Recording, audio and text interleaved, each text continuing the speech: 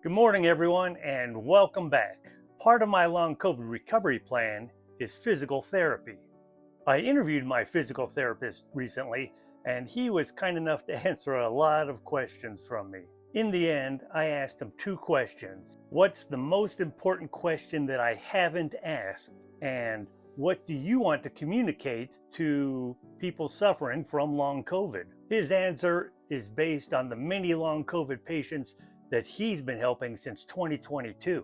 And that was in two parts. First, know that you are not alone. Second, fatigue, sometimes seen as laziness in others and even in ourselves, can affect our self-worth. Now that really hit home with me. And I mean literally hit home, because we're getting our home ready to sell. And it is still not presentation ready. It would be ready if I had done all the things I had planned to do, all the things that I expected that I should have been able to do. With long COVID, there's definitely a sense and a fear of letting others down and letting myself down. And this is even with a great support team around me, my family. Their attitude is not, hey, why haven't you done this yet? But rather, don't overdo it. Of course, they're just human too. Sometimes they seem to be of the perspective of, hey, this is simple, just go ahead and do it. Sometimes they really just can't wrap their heads around the fact that, okay, this doesn't seem difficult, why are you having a problem? Although those times are definitely rare. Outside of my family, others can be less patient. They can be of the attitude, still working on that house? Weren't you going to have that done by this time last year?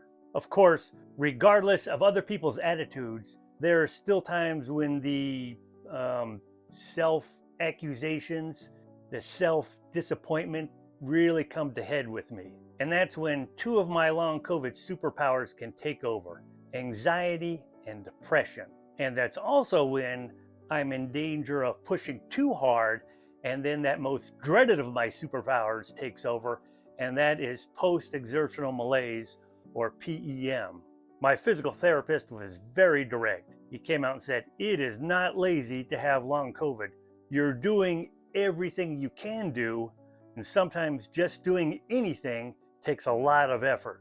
And then he told me, hey, you could probably just do a whole video on long COVID and laziness. So here we are.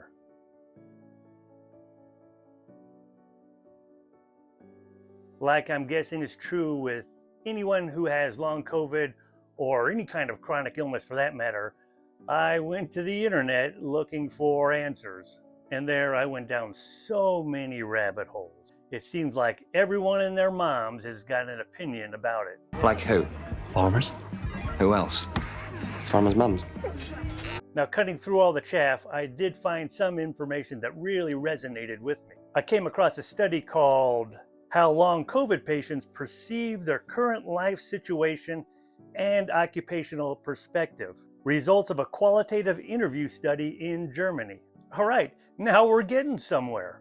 It says, and I'm going to quote, the aim of this study is to gain a deeper understanding of how people with long COVID experience health-related restrictions in their daily lives and their occupational situation, and identify key challenges they face. Exactly.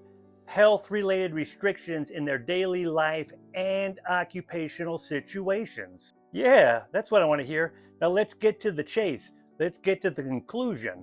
It says, this study shows the huge, and I'm putting the emphasis on the word huge here, but they did use that word, shows the huge need for specific support for people with long COVID in different areas of life. It goes on, to prevent people with long COVID from finding themselves in social and economic precarity, decision makers should develop strategies to systematically support them in their sustainable reintegration into the workforce.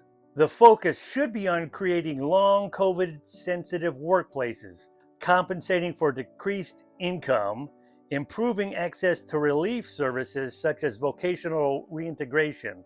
We argue that a shift in perspective is necessary and that long COVID should be considered rather as a social disease with considerably impairments in the social life of those affected. Yes, yes, now that's a study. Now that's a study completed in 2023. Are there any questions? Germany, thank you for your effort, even if most people didn't listen. I told you that I went down the internet rabbit hole. I'm going to read you a post on Reddit from the beginning of the year. It says, most people who claim to have long COVID were just generally unhealthy and looking for excuses for their laziness. It goes on. My job has me interacting with hundreds of people every month across companies and countries, and 6 years after the initial COVID outbreak, I can say that there is a definite trend among people who claim to have long COVID. They were all overweight, lazy, and were slow, generally unproductive workers. This wasn't a coincidence. Long COVID just gave them an excuse. In response to that, I'm going to do something that one of my grandkids does. Now, this post was someone with the username True Unpopular Opinion. And I commend this person on their name because they've just basically validated themselves with their username. It's like, hey, I know this is not a popular opinion, but it's true. Once again, my response to that, True Unpopular Opinion. Let's not forget that all opinions, by their nature, are true. Unless you're lying about what your opinion is, then of course it's truly your opinion. It may not be based in fact, but it's your opinion. This seems to be like those people that'll start or end a conversation with something like, hey, I'm just keeping it real, or hey, I'm just being honest. Often, folks who say these kinds of things are just using it as an excuse to then just insult somebody. It's a form of gaslighting. It's like, well, if you don't like what I'm saying, it's your problem because I'm just keeping it real. More importantly, username True Unpopular Opinion is basing what they're saying on the hundreds of people they interact with every month. Wow, so legit. Sounds like a well-conceived and thought out and executed medical study to me. Now, going back to my physical therapist, he provided a very contradictory perspective on this. His is based on the thousands of patients he's had in-depth interactions with since 2022. The vast majority of people that he's interacted with used to be healthy, active people before they got long COVID. And now they want nothing more than to get back to that life. Very few of those people had comorbidities, and all have post-exertional malaise, that PEM, as one of their symptoms. Or as I've actually thought of it as, post-exertional malaziness. I may be overly sensitive to the perception that I'm being lazy when I'm in a bout of PEM, because then I am doing absolutely nothing. I'm just trying to get through that day with the hopes that tomorrow will be better. All these other people seem to be in the same boat as me, previously healthy. True, they may not previously have been ultra marathoners like me, but they were healthy, active people. So much for the laziness theory.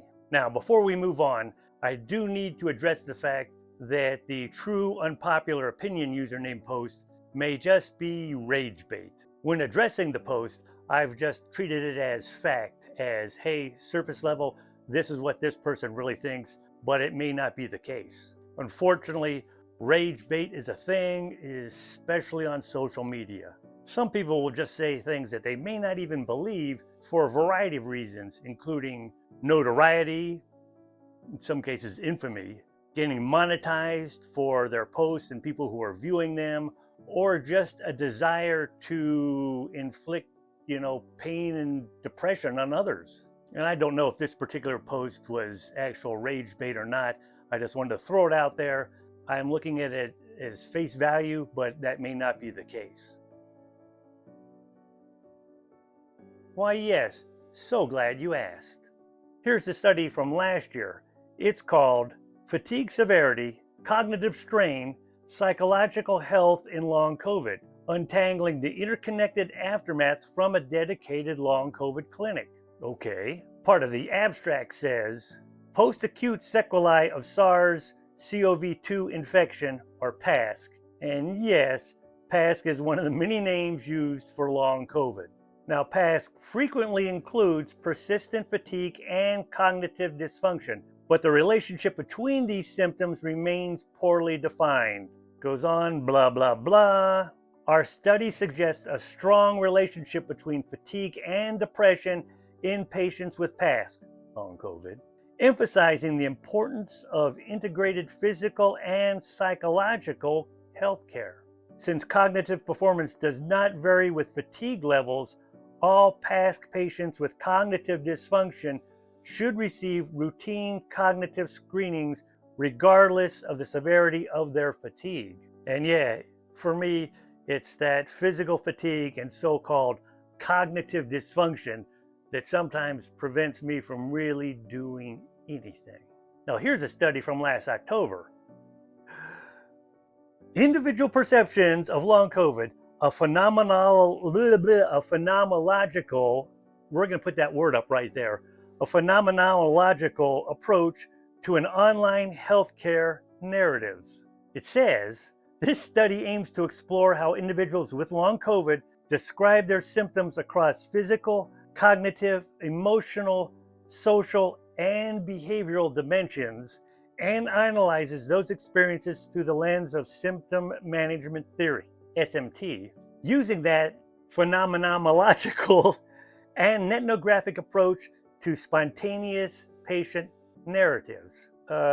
Sure, whatever. But here we go, the results. The study revealed that the testimonies of long COVID patients are characterized by an argumentative, personal, and chronological discourse, highlighting the intensity of persistent symptoms and their significant impact on daily life. The most frequent symptoms identified include bodily pain, respiratory issues, chronic fatigue, as well as sensory and cognitive disturbances, along with significant emotional and social challenges. Another study pointing in the same direction, and that direction seems to be saying, hey, it pretty much affects every aspect of our lives. The study conclusions. Our study demonstrates the profound and multidimensional impact of long COVID on patients' daily lives, highlighting the need for a holistic, integrated approach to its management, considering effective cognitive, behavioral, physical, and social dimensions to improve patients' quality of life. And the practical implications. Understanding the lived experiences of long COVID patients can guide healthcare services in providing more targeted, empathetic, and effective support. Again, are you sensing a common theme here? So even though one study after another talks about the combined cognitive dysfunction and physical theme that goes on with long COVID patients, why do people still think that it's just people being lazy? And more at home, why do I still have that opinion sometimes of myself? Why do I kick myself for not doing more? And now I'm going to include one more study, this one just from earlier this year from nature.com. It's called Understanding the Long-Term Neurological Effects of SARS-CoV-2 Infection. It says, post-COVID-19 condition, or PCC, and yep, yet another term for long COVID, PCC. PCC encompasses persistent symptoms including headache, cognitive impairment, fatigue, sleep disturbances, dysautonomia, I'm putting that word to the side here too, and pain and psychiatric disorders. I'll get through it. Reading on. The proposed pathophysiology of PCC includes viral persistence, immune dysregulation, neuroinflammation, latent herpes virus reactivation, microvascular injury, gut-brain axis disruption, and structural and functional brain changes. If you're like me, for some studies, this one in particular, you'll be looking up pretty much every term you come across. You want to figure out what they mean so that you can comprehend what the dang sentence means. And I'm not going to go and define everything I just read to you here. Again, I have a link to everything that I talk about, each of the studies down below, and you can check them out for yourselves. I am going to talk about one phrase, and that is gut-brain axis disruption. First, because it'll shed more light on what we're talking about, and second, because it just sounds so cool. Gut-brain axis disruption. That sounds a lot like when I eat too many beans. From the Diet versus Disease website, the gut-brain axis is the connection between the brain, gut, and microbiome, and is potentially huge influence over our health. Only recently have scientists started to better understand the gut-brain microbiome axis and how it can impact not only physical and digestive issues such as irritable bowel syndrome, but also mental health conditions such as anxiety and depression. So it is like eating too many beans. Back to the study. Current approaches to PCC, long COVID, management are largely symptomatic and multidisciplinary, including rehabilitation, pacing strategies, cognitive behavioral therapy, pharmacological management for pain and dysautonomia, and that's another one, going right there, and sleep interventions. Graded exercise therapy is not recommended. So this study basically, once again, confirmed the outcome of the study from Germany in 2023. The overall medical community seems to finally be coming on board with long COVID, all its challenges, and possible treatments for the patients. Now, let's re-examine the very contradictory perspectives of my physical therapist with that person on Reddit, one that had the username True Unpopular Opinion. That's the person who basically said that people who claim to have long COVID were just unhealthy and lazy.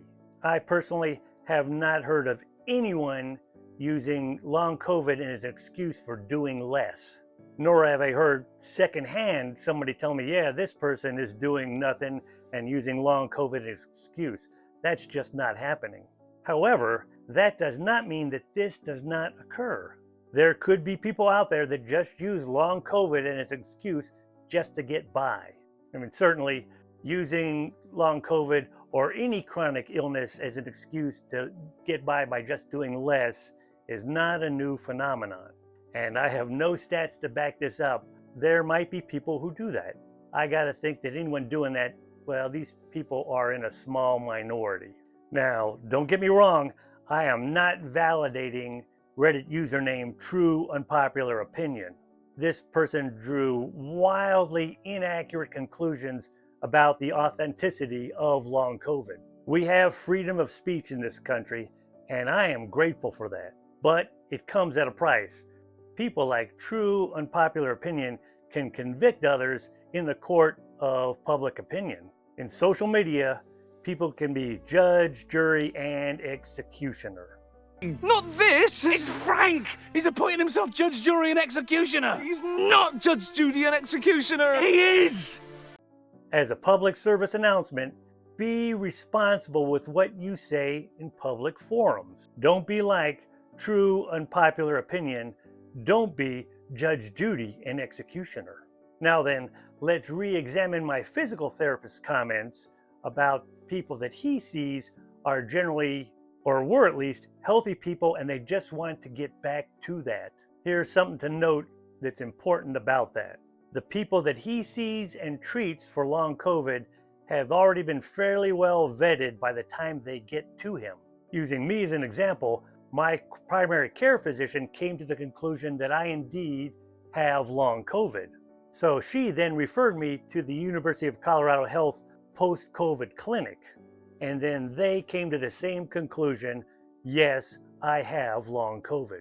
I even made a video about how I know I have long COVID. It's called how I know I have long COVID.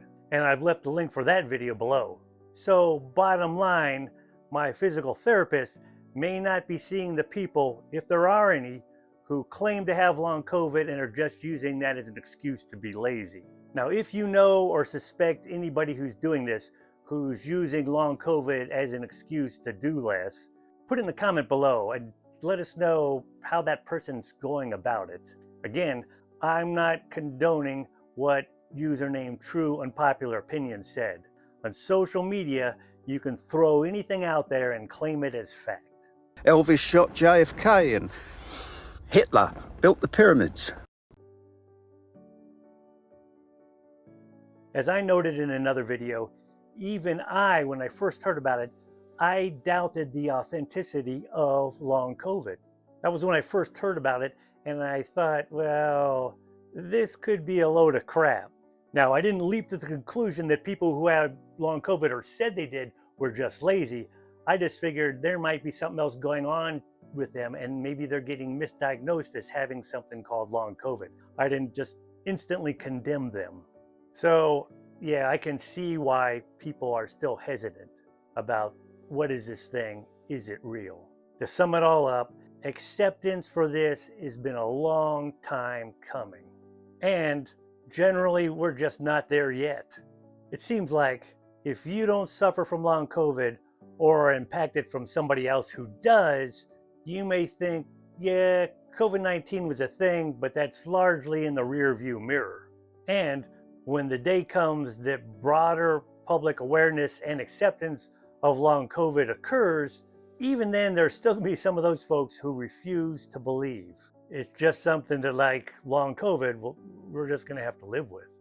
I'll wrap up by saying that it took me a long time to decide on what I wanted to say and how I wanted to say it for this video. And that's first because I really wanted to get it right, more so than in any other video I've done. Second, because I've really avoided working on it. I have truly procrastinated on finishing this video. And that's because this is not a topic that I've really wanted to have even a passing thought about, much less an in-depth examination of. Because when I do think about it, it invariably brings me back to all the things that I haven't done. All the things that the me that was could do and now I can't. And with the thoughts of, will I ever get that back again? And it delays further acceptance of the me that is, the me that deals with the depression, the anxiety, the anger, the fatigue, and the brain fog that come with long COVID. But now the video is done with all of its warts, lots of warts. I know that this particular video is going to be longer than what I tried to create. After the first two videos, the biggest response was, hey, make your videos shorter. But there's a lot here that I really needed to say, and yet this video still feels incomplete. To quote REM, oh no, I've said too much, I haven't said enough. Or Steely Dan, I cried when I wrote this song, sue me if I play too long. In the end, I go back to the perspective of my physical therapist. It's not lazy to have long COVID. You're doing all that you can do. It can take a great amount of effort to do anything. I am not alone, even if it feels like it sometimes. Now, hey, please like, subscribe, comment, and share. And with that, I have to scoot.